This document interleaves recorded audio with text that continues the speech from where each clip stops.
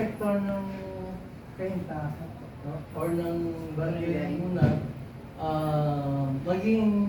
magkaroon na ng kita na at least 10,000 naman. No?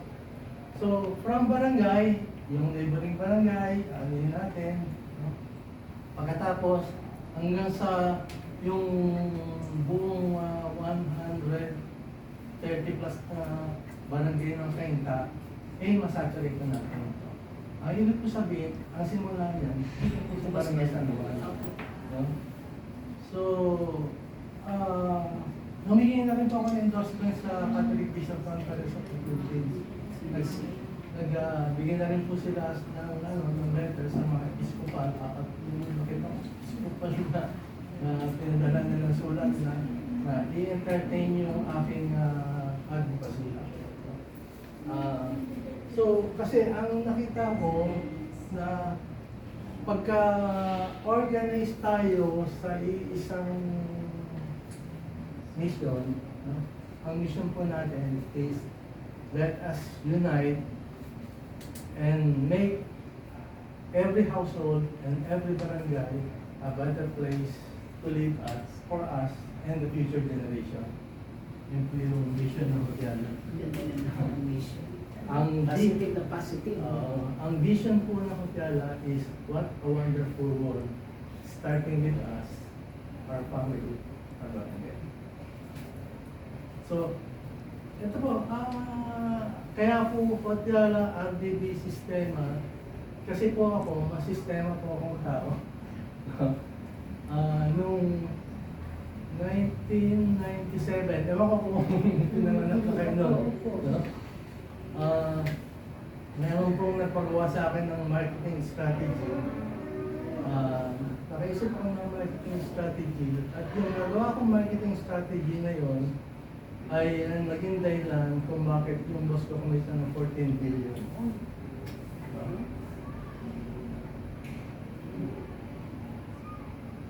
Hindi mo kumbitin din nakabito. Pagkatapos, noong 2011, yung isang relative ko, dinala ako sa bahay, sabi niya, Ronan, tulungan mo ako mag-negosyo. Kasi ang alam ko, benta-benta lang eh. Ikaw, CPA ka, magaling ka sa negosyo, gano'n. So, noong 2011, yung tumunan na kumpanya ngayon, pinag ko. Ngayon po, 2026, after 15 years, more than 1 billion na siya. At doon po ako nagkakabaho. Kahit po 72 years old na ako. Hindi pa nila ako tinatanggal dahil isa ako doon sa nag-set up ng kumano. So, ganito po yung mangyayari. Si Ma'am, sasama namin doon sa RDB para makita niya yung negosyo. Kasi po, mas maganda po na makikita niya mismo yung aksinya. Kasi kung salita-salita lang, parang hindi legitimate dito. Tapos baka makausap pa niya yung may-ari doon. So, ganun po yung mangyayari. Yung Hotiala, mangyayari, paplanuhin po natin kung kailan tayo magkaroon ng monthly celebration of life. Doon sa monthly celebration of life, kukumbidahin natin yung Paris Priest, tapos maumbita tayo ng isa na magtotalk tungkol sa Catholic teaching. So yung Paris Priest, yun po yung magsasalita tungkol sa love, the Holy Trinity, tapos yung family, tapos yung sa others, yun yung topic niya. Or pwede ka pa rin yung pastor na lagi kong pinasasalita, yung nagsasecular kami sa RDB. Or later on, baka makakakumida ako ng bishop, gano'n. Tapos later on, kasi si President Marcos, tinatanong sa akin kung kailan yung event. Gusto ko, pag inimbit ako sa yung malaking event talaga.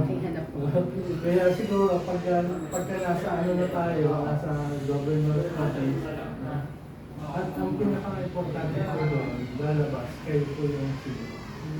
Ayun po yung barangay sa Yan po. At saka, meron po akong libro na Hotya ng book. At ito po yung ilalagay ko po na nagsimula ng Hotya na gano'n po. Wait, lagi kasi natatake yung Panginoon. Nabigyan ako